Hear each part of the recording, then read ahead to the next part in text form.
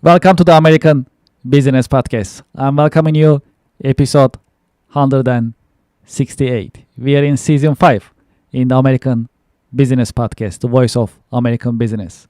Quote of the day. As you know, we have a great partnership with missionstatements.com, and here is the quote of the day. Listening is more than being quiet while the other person speaks until you can say what you have to say. Okay, well, we have a special guest today in the American Business Podcast. I'm going to invite our guest to our stage and let's get the conversation started. Hello, Rob. Welcome to the American Business Podcast. Thanks, Kevin. Great to be here. I appreciate that. Thank you. Thank you. Pleasure is all mine. It's very nice meeting you. How are you? Where are you connecting from? Good. I'm here in Hawaii. I'm been in Hawaii for 40 years, and it's the best place to be for me because I'm a surfer and water guy originally. Oh, wow. Yeah, it's really nice. I don't know if you've been here or not, but it's fantastic. I've been there actually once. Yes. Oh, really? Many years ago. Yeah, at least I will say, 15, 20 years ago for a holiday with my family. Oh, It nice. was fun. I was in Yes. Honolulu. I like water sports myself as well, so that All was a great place for me. I love the outrigger paddling, the canoeing. Oh, yeah, exactly. Yeah, Sure. one of my favorites. So I had a great time, and I'm glad that you are joining us today. So I've been waiting Thank for you. this conversation. Yes, me too. I'm excited. Thank you. Well, let's get started. As a start, would you Sure. please introduce yourself to our listeners and to our Sure. viewers? I'm Dr. Rob Yonover. I'm a scientist and inventor from Honolulu, Hawaii. I invent survival gear for the military. My most well-known invention is what you see behind me is a streamer for when you're lost at sea, because or in the mountains, when you're lost, they have smoke, flare, sea dive, but that goes away. The streamer stays forever, and it's the Navy, when they first approved it, called it the only passive and continuous signaling device. And my whole philosophy is to invent simple things because I think simpler is better. And especially in the survival world, you never know when things are going to break. And this thing's been used all over the world. It saved lives, and militaries use it, and consumers use it. It's very exciting, and I've been working on it forever. It's made in the USA, and I'm real proud of that. So it's been an exciting run. Yeah, these are the things that we really focus on in the American Business Podcast. Made in USA, saving Perfect. lives. So Yes. these are all exciting subjects, important subjects that we like to talk about in the American Business Podcast. I'm glad that you are with us Yeah. today, That's and good. we can dive deeper. It's a perfect match. It is a perfect match, absolutely. When it comes to saving lives, absolutely. This is important that what you do, and I'm Thank glad you. that it's also used in military and service members as well for saving lives and helping them perform Yes. their duties. That's very important. Exactly, and there's nothing better than saving someone's life. I was thanked personally by a couple of guys that used it in the military and another scuba diver, and Yes. there was nothing better. The guy thanked you, and then that was all the 30, 40 years I've been working on this Mhm. made it all worth it, because there were many pitfalls and many times when I could have quit, but I knew someday it's going to save some lives, and it has. So I'm very grateful for that. This is great. Well, okay. Would you please tell us about your career journey? How did you get started? How your career journey has unfolded over the years? Okay. Well, just as a kid, I loved the ocean, and I also did really well in school. So I combined the two. I got straight A's in school, and then I went to college and took a geology class and learned about volcanoes. And I grew up in Miami, where the land is flat, there are no volcanoes, and the waves were terrible. And I dreamed about big waves and volcanoes, and I just kept going in school. And I got my bachelor's and I got my master's. I worked for Exxon, and I drilled an oil well for them. And then I got a full ride scholarship to get my PhD at the University of Hawaii. And then I wrote a grant while I was here to work at NASA Johnson Space Center, because my project was Galapagos ocean floor lavas. And I got to go down in the Alvin, the same submersible that found the Titanic 6 months after I was on it. So I went down 2 miles deep, took samples of lavas, analyzed them at NASA, MIT, and University of Hawaii, and that made up my PhD work. But while I was doing that, I was flying in a small plane, and I realized, I looked down. When you look down from a plane, all you see is blue water around here or mountains. And you realize if you get lost, how are they going to see you? Smoke signals, flares, that all lasts a second or two. Even with EPIRBs or phones, they know the area. They still need a visual because your head is small. It's like a coconut floating in the water or a rock on the mountain. So I learned, weeks later, I flew to Miami and an artist, Cristo, had wrapped the islands in pink plastic. And that gave me an idea to give me a little tail of pink plastic. The military didn't like pink, so I went to orange, and that's Mhm. where the international orange, and that was the beginning of it. And it's, I just kept being perseverant. I never quit. I knew this was a good idea. I knew I could make some money from it. I knew I could save lives. So I never quit my day job. I kept working, got my PhD, did some teaching, worked for an environmental company, but just kept building this. And more the slow build. I'm playing the long game. A lot of guys in the startup world, they want to blow up a company really big. I'm kind of against that because yes, it can work, but more than likely it's going to fail. And then they're going to take your patents and so forth and just disassemble the whole company. I did not want to do this to this technology. So I've been doing the slow build through licensing and now through my own work. And it's still going and it's still used all over the world. I'm real proud of that. What is the secret of your success? I think it's hard work, really. I think that a lot of people think because I surf and I go fishing and I don't look, I look very casual, but I kind of outwork everyone. I look at, it's a pride for me to look like I'm not working hard, but to be working hard, and also perseverance. I don't quit easily, and I try a lot of new things. As an inventor, you always have all these ideas, but the key is picking the winner. And by Mm. going slow and methodical and not quitting, you have a chance to pick the real winner instead of just getting too excited about the first thing that comes across your mind. So let's talk about your industry. How would you define your industry, and what is the state of your industry? That if you like to share some content Sure. with I our mean, audience. I'm in the life saving or life support world, and the main group I'm with on the military side is life support. So like the Air Force, the Navy, all these militaries all over the world, there's a separate part of their world. Not, you have the weapons and the aircraft, but there's the life support. When the ship gets lost at sea, or you get in a life raft, or you're in an aircraft and you eject out and you find yourself in a raft or in the mountains, that's where the life support community comes in. And just like it says, to support life.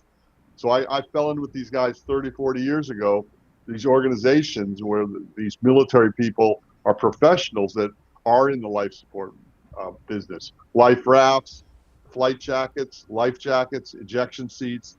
So there's a group called the Safe Association, and it's an international group, and I'm part of that. We have a big trade show every year, and that's been in parallel. Though I've been looking at the consumers, and I got involved in startups, and I was able to get the streamer on Shark Tank to even get some massive exposure.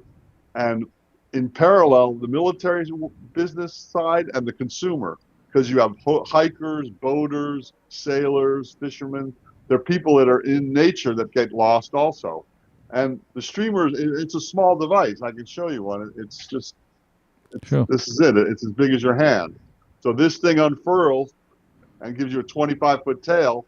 And it's also discretionary and passive, meaning you can put it out and go to sleep. It's still working for you. But also, if the enemy comes around, you can pull it back in and hide it and then redeploy it. None of the Mm. other signaling devices are able to redeploy.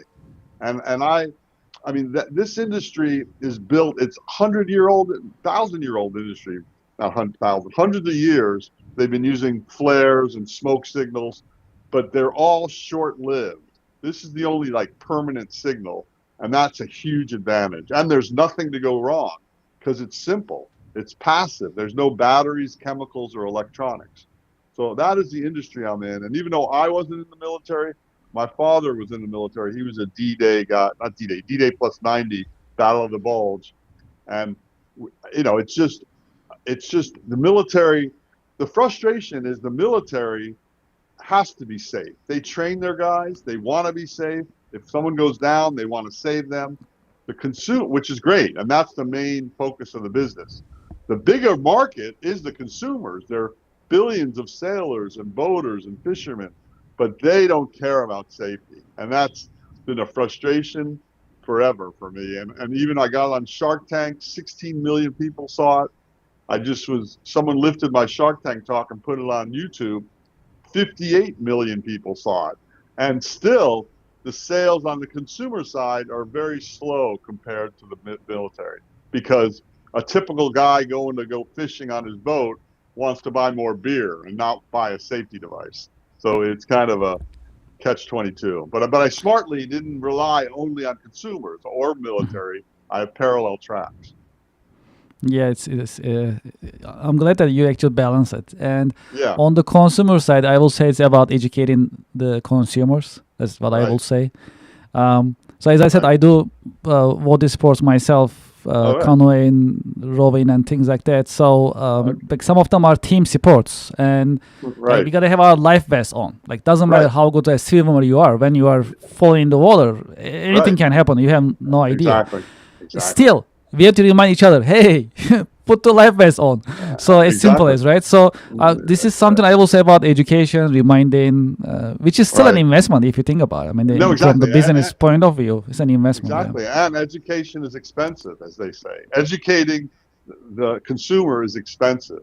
And Hmm. I have built this company through the media, through press releases, through Hmm. magazines and TV shows covering it.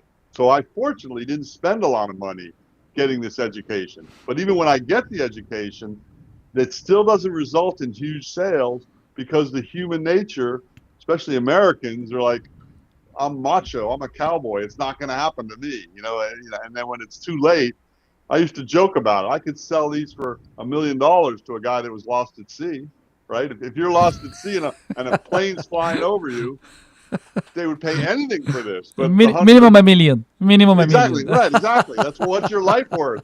Yes. So for $95 on Amazon, it's been frustrating on that. And then on the flip side, on the military, I built barriers to entry so I didn't get ripped off. And the basic premise there is I have patents, I have military approvals, I have military testing, national stock numbers. So all this, and again, because of the slow burn, I've been doing it for a long time. So I have staying power. People know me, they know the technology, they know the approvals and testing it's gone through. So anyone trying to provide a pirated or counterfeit one, I can easily shoot down and say that thing wasn't tested. It wasn't approved. Are you going to risk the lives of your service people just because you can save a few dollars if it's cheaper? Yes, these are great points. Yes. Um, well, one of the popular subjects in the American Business Podcast is AI. What is your Yeah. take on AI? How do you see the impact of AI on business nowadays? Well, first of all, as an inventor and a creative person, I'm totally against it. I'm against phone. I don't like smartphones because I believe in zapping the creativity of young people. And the whole idea that they're smartphones, I think they make you dumb. Because when I was a kid, if you watched TV all day, we made fun of you. And now it's okay to have a color TV in your pocket. And now AI wants to think for you too. I understand how powerful it is, and I'm involved in it a little. One of my other inventions is a solar desalinator to convert salt water to fresh water, and a company just joined me to build a newer version of it, and they're going to use AI to optimize how to build that. Okay, that's good. It's a resource AI, but the way it's being implemented, it's just to me all these technologies just make people fatter and lazier. That's how I look at it. So in the old days, you went to the library and you looked through books and you read and you took notes. Now then you start Googling and it just presents it. Then AI talks to you and you can train it to do things for you. The other thing that I don't want to manage people. And this AI, you're managing a robot.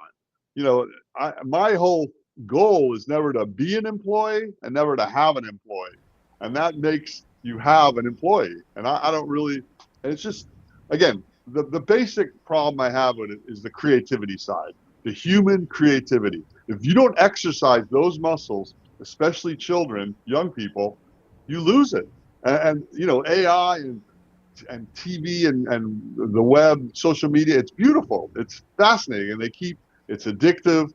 It's hard to go to a classroom after that and look at a chalkboard or look at a book. It's just not the same.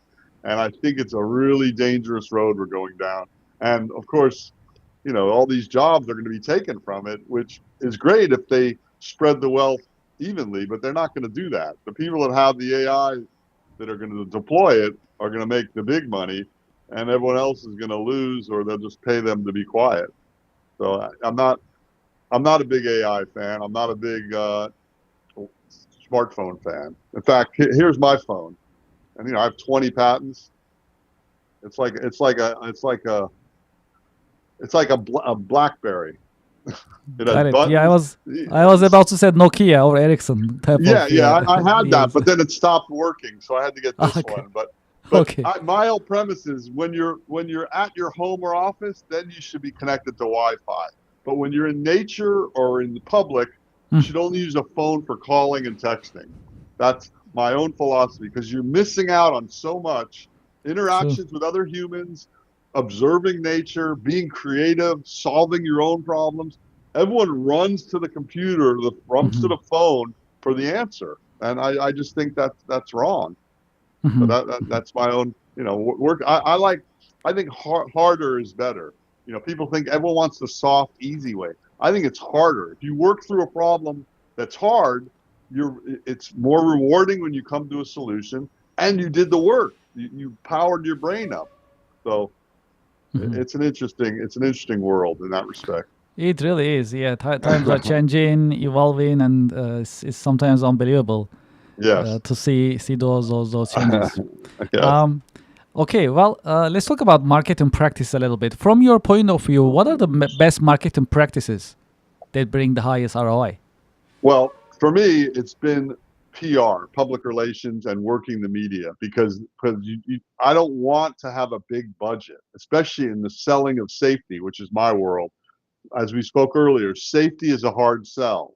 So why do I want to spend advertising dollars? And I tried it here and there, and it never really panned out.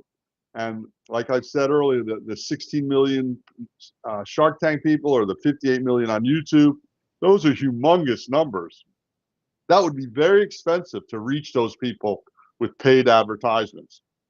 So my philosophy is to try to market through PR and the media covering your technology, and it's also a third party endorsement. When a military magazine or outside magazine or men's journal or whoever writes about this technology writes about it, you can't buy that coverage because when you pay an ad, the smart people say, oh yeah, this is an advertisement. These guys are going to say whatever they want. So that's one thing. And then on the flip side, I still believe in person to person. And as much as I love them, I also hate them, which is trade shows. I still am a believer in trade shows. I can shave, put on a suit and tie, and I'm rubbing shoulders with the big people in my industry. And that's just walking the floor of a trade show. Then, if your technology or business progresses where you can have a booth, then you have a booth that's like a storefront. And again, you can meet people, look eye to eye with people, discuss things. Even the way just in person is so much better. To me, it's in person is the best, then phone or video, and then way down the list is texting or emailing because Hmm. that's one way. So I think trade shows give you an opportunity to learn your industry and become networked within your industry. And that's why I don't like going to them so much. And I could go to one every week. The streamer boating, hiking, diving, sailing, there's always a show, but you can spend a lot of money just going to shows. So I try to pick the ones I go to carefully. From your point of view, how would you define the leadership? How would you define leadership? And what are the great leadership qualities a good leader must have? I think they have to not be like you have to connect with your workers and connect where they don't fear you, and you have to show them that you're willing to do the work too. You're willing to roll up your sleeves. I think when and you have to have a vision that you get across to them. So you're all part of a team. You're working on one objective. And in the case of the streamer, look, the objective, yeah, it's selling of units and making money, but the objective is saving lives. So if you can have a lofty objective and goal like that, it's easier to be a leader because people will buy in more to that. And I also like to let people run with what they're good at. I'm not a micromanager. And even in my experience with the media, for instance, Men's Journal wrote about the streamer, and they don't tell me, they don't ask me what to write about. I write a release, but I don't micromanage what they write. They don't let you, first of all, but they definitely don't want you to. But the one writer wrote, Gilligan's Island would have been one episode. I don't know if you know that show where they get lost at sea. They say Gilligan's Island would have been one episode if they didn't have a streamer. No, if they had a streamer, which is funny. So you see, if you let people do what they're good at, that also empowers them because then they respect you for trusting them. And I think that's really important as a leader, is to be like down to earth and understand, and for them to see that you are willing to do the work too, and you will get your hands dirty and you will work hard.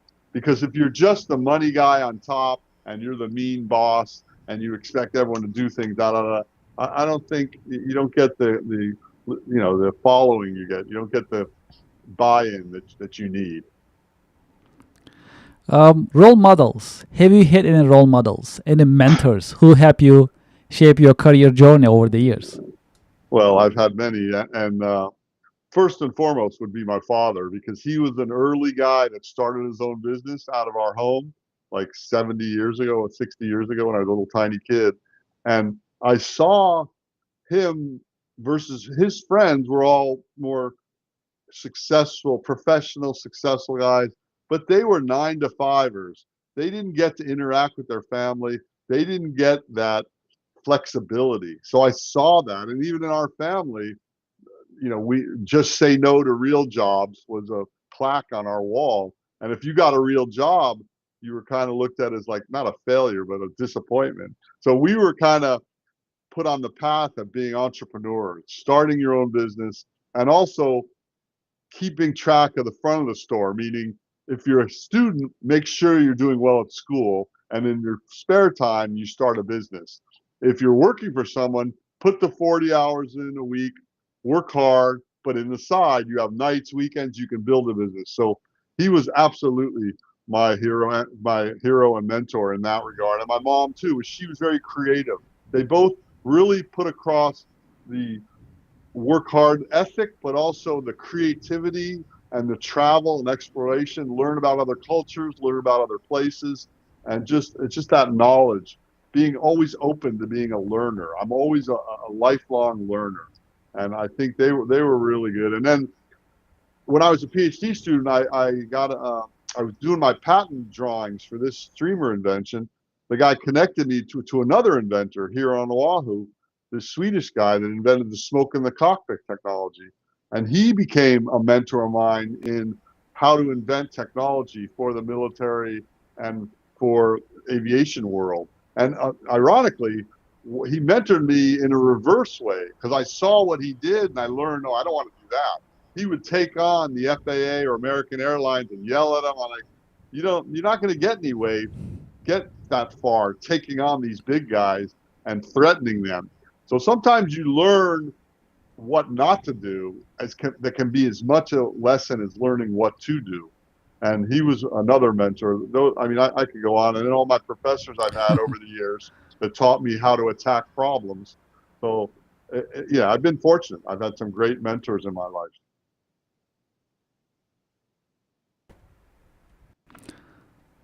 Key career lessons. If there is one key career lesson that you learned the hard way, what would it be that you can share with us? A key career lesson. Yes. Well, I think it would have to be to build slowly. Whatever career you want and whatever goal you want in your life. As I'm older now, I realize that you can't get things quickly. Things take twice as long to get and twice as much money. It may be multiples of 10x, 10 times as long and 10 times as money. So in any career, you have to have goals, but sometimes it takes baby steps to get there, and not to be frustrated in what the work or the time it takes to get there. And that's one part of the problem I have with with the smartphones and the AI. Everything is instant gratification. But the truth is, to build a real career, it's not an overnight thing. It happens slowly, methodically. You have to put the work in and keep reaching the milestones. And I think and no one wants to hear that. Who wants to hear that? It's going to take longer and harder, and you're not going to get there right away. I mean, that's the truth. We have a little tradition in the American Okay, Business Podcast. I have a great. question for you coming from our previous guest. And Oh, after I ask you that question, I'll ask you to leave me a question for our coming guest. And I'll ask your question in the okay. next episode. I love that. Thank you. All right. So the question for you coming from our previous guest is, from your point of view, what other disasters, emergencies should mankind expect and get ready for? Well, I think that's an easy one, and it's drinking water. I mean, you can fight all the wars you want about oil. We don't really need oil. We can have other ways to make energy. But if we don't have water, and water goes bad quickly, a hurricane can put a water source down, a flood, a tsunami, and there's so many ways, just contaminants from environmental spills. There's so many ways water can go bad, and all humans need water. And as the world's expanding in population, the way water, the necessary amounts of water needed that are potable that you can drink, and that's one of the focuses I have in my other technologies, to make a device that can convert salt or polluted water into fresh drinking water, because I think that is critical. Absolutely. And that process is very hard. Am I right? Exactly. Yeah, very hard. And in fact, like in the Middle East, it takes a lot of energy. So you need all this oil to pump salt water through these filters, reverse osmosis, to get the salt out. So my device is very simple, using Gore-Tex, which is an expanded Teflon. We use it for raincoats. It's a great raincoat because it's like a web, a tiny web of Teflon. The holes are so small that when water hits, it bounces off, but air goes through, so it breathes. That's why it's a good raincoat. So you don't sweat. I use it in reverse. I made an inner and an outer bag. The inner bag has a window of this Gore-Tex. You put salt water in it. It's black, so it gets hot. You put it in the sun, the salt water evaporates, but only the vapor gets through.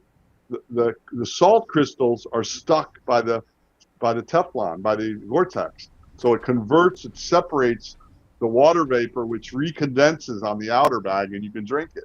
So right now it only makes like a mouthful of water a day. I have to get it up to a pint a day, and then it truly will be revolutionary in this world of providing water for people.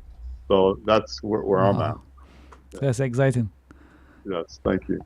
Well, okay. What is your question for the next guest in the American Business Podcast? What would you like to ask?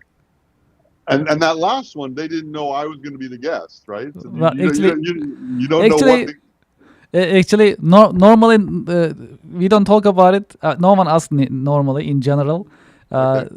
but the previous guest specifically asked for it. Like who Okay. is No, no, coming not next? So I like to craft my question. So we only did it once. Normally we just don't do it. okay. Okay. Okay. It's No, no, just- no. I'll give a general question. okay.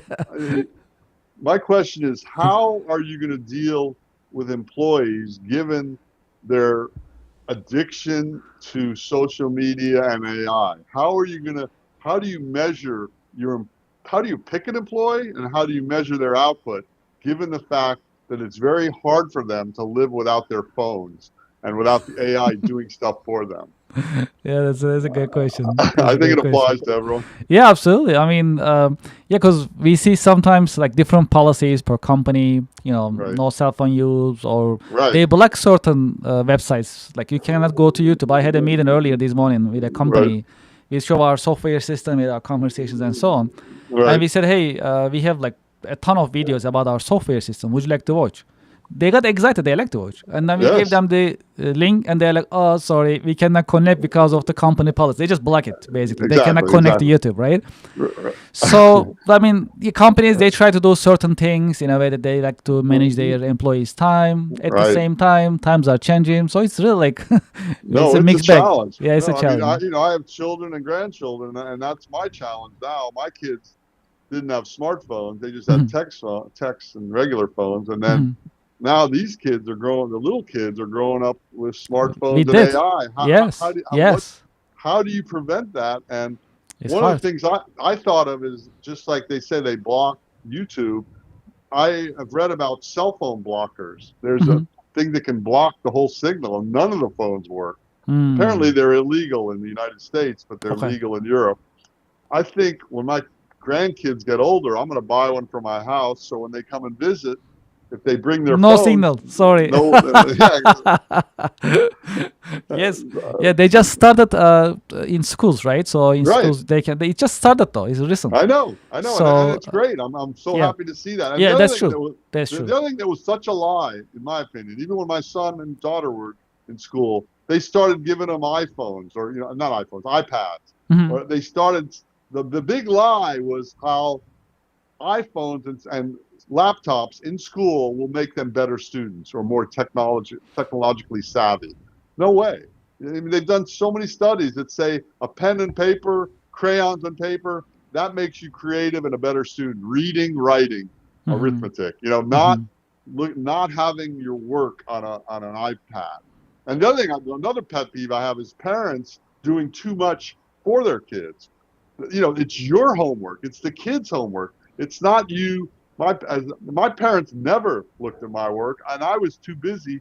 I had a challenge at home because my wife became paralyzed from multiple sclerosis. So I was a caregiver to her. I had no opportunity to help my kids with their homework.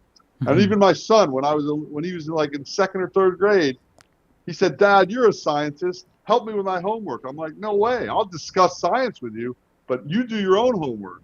And I really feel for the teachers that get stuff turned in that half the work is done by their parents or now half the work's done by AI. I mean, you're only It's cheating true. yourself. So I really, Yeah, I mean, actually, I was at an event, and there were some educators there from different universities, colleges, and so on, and they had the same challenge. So students right, come up, so they start tracing students from day one. Right, so the right, way that I write, you figure it out. Like you understand my style when I start writing right, it. There is gonna be exactly. improvement as I learn more things, but I have a style. So if I start with an AI and all of a sudden if I change it to my own That's right. writing, you can tell as my professor, as my Uh, teacher, right? Easily. Absolutely. It's like a fingerprint. Your own writing Exactly. is your fingerprint. Exactly. AI. I don't understand. What boggles my mind is how people are proud of that. To me, it's basically cheating, and you're cheating yourself, though, right? If Yes. Yes. it's like Cliff Notes. Do you remember Cliff Notes? Yes. Okay, you didn't read War and Peace or Moby Dick.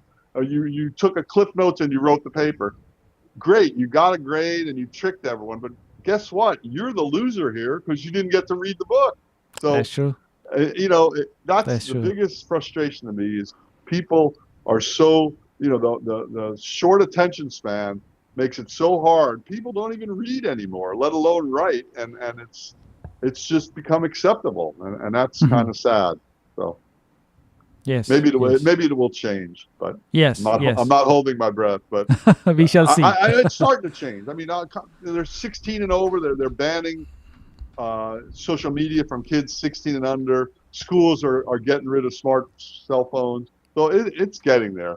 It's just going to take a while. And for the record, in 2007, when the first iPhone came out and everyone thought it was the greatest thing in the world, I was the only guy I knew that said, no, this is terrible. This is bad for all these reasons I just talked about. And Hmm. this is now 20 years later.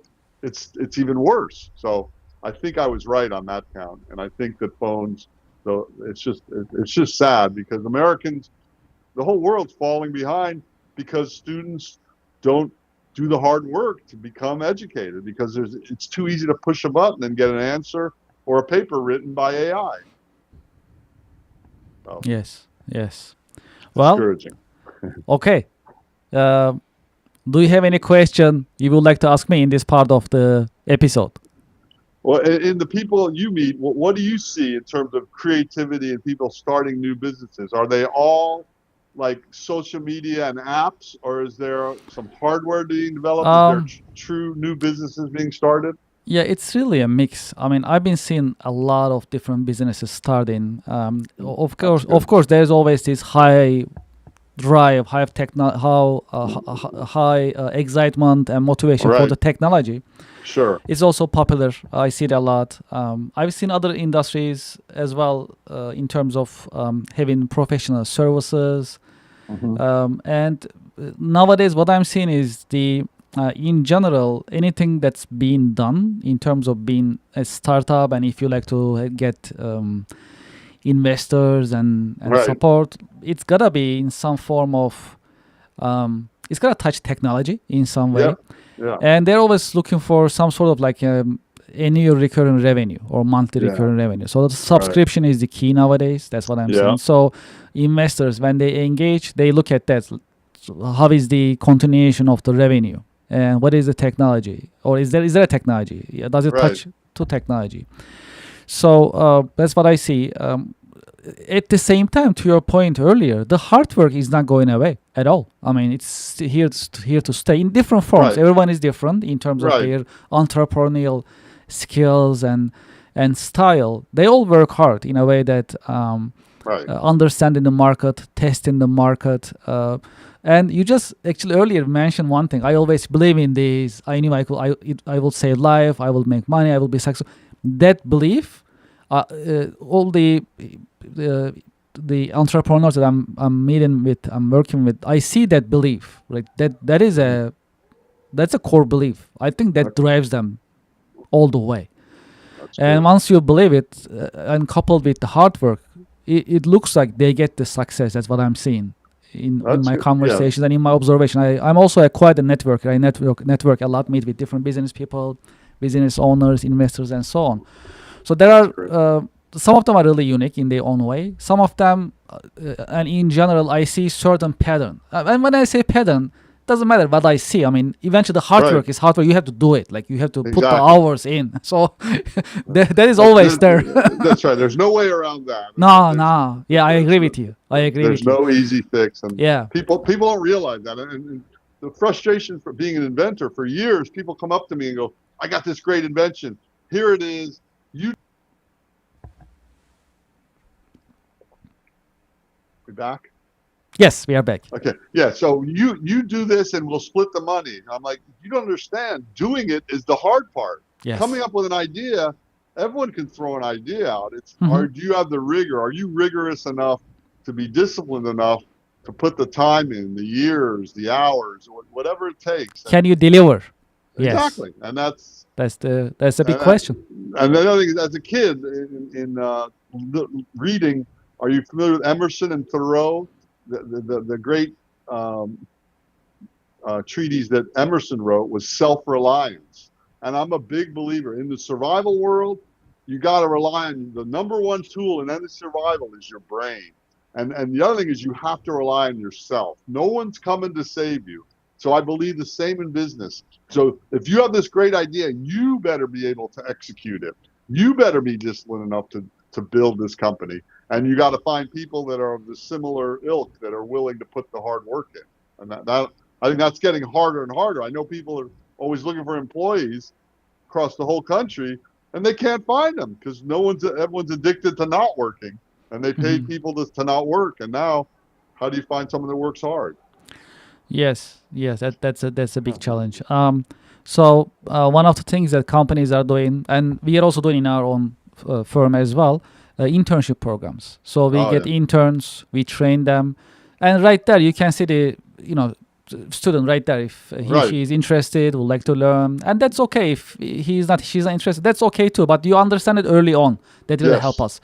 And exactly, then from there on, if we see that discipline gotta come inside of you, right? This is not something that I can really teach someone. Like you really wanna do it, and it's just exactly, gonna be come inside of. Like it's just gonna be just in you. Right, So exactly. I Yeah, no, cannot just push to shove the discipline in you. It's just gotta be there.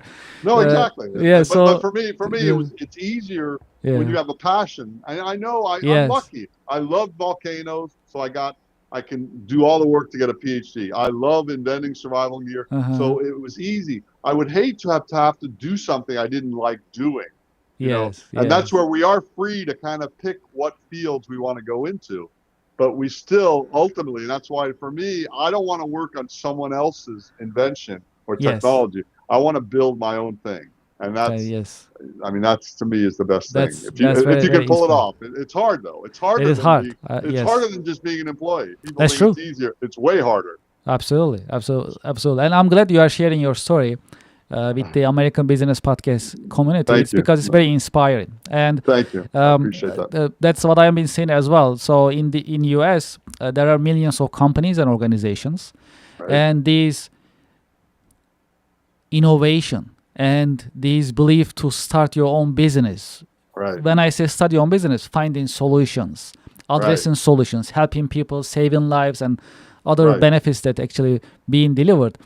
Um, that is what makes the American business and America different. That's what I have been seeing so far, I think so. And that's and that's very important. hopefully we're not losing that because of the phones and AI. That's what I'm worried about. I mean, there's Well, certain I think we are turning it into a business. So that's another opportunity for business in another form. that's true. Well, there is. I actually think that's true. There is going to be a friend of mine said, "What am I going to do when I retire?" And I go, well, when you retire, people are going to want organic, educational, real experiences for their kids or for themselves. So we're going to go flip side, and taking people out to nature and getting unplugged is going to be a big thing in the future. I can see that. Yes. I would do that if I couldn't do it with my own kids and grandkids. I would pay someone to get them away from their phones and to get them out and do something, which is crazy because as kids, Yes. that's all we wanted to do, and no one was pushing us to do that, right? Yes, that is true. Times are changing. And to your point, because of the AI and technology, we are always in it, in front of it, right next to Right. it. So it looks like that human relations, like human touch in a way, Yeah. the interactions will be more important and Uh, harder to get. That's how yes. it looks. Um, and also things that's made by humans, right? Right now, things are being made by AI. It's getting there. Still, of course, Right. humans, we are doing things. But then Right. in the future, with the robots coming in, Right. eventually, hey, this is made by a human. And this is like, I it's know, going to right. be the unique thing, you know? Exactly. It used to be made in USA. It'll be made by human. Made by human in USA. This we are talking about, this is not like Star Wars type of movie anymore. No, This is this just is like coming in. It's just no, unbelievable. this is like next month. It's going to be like that. It's already here. Yes, yes, that is So true. true. It's an unbelievable conversation. So, okay, well, we talk about next generation. What is your career advice for the next generation professionals? Well, again, learn how to work hard. Learn how to work alone. Learn how to work without your crutches of the computer, the internet, social media, AI, and also the social skills. I mean, I was taught how to shake someone's hand, look them in the eye, Mm, write an email, respond to an email, write to someone. All that is it's such a refreshing thing when I meet a young person that can do all that. And that's what I really encourage anyone to starting a business is to get your interpersonal skills down because ultimately you're going to need them. And that maybe not if you're just a techie and you're just a code writer, but someone in your organization is going to need to do it. So you might as well. And also to understand, and I'm not a lawyer, but I know I'm very interested in it.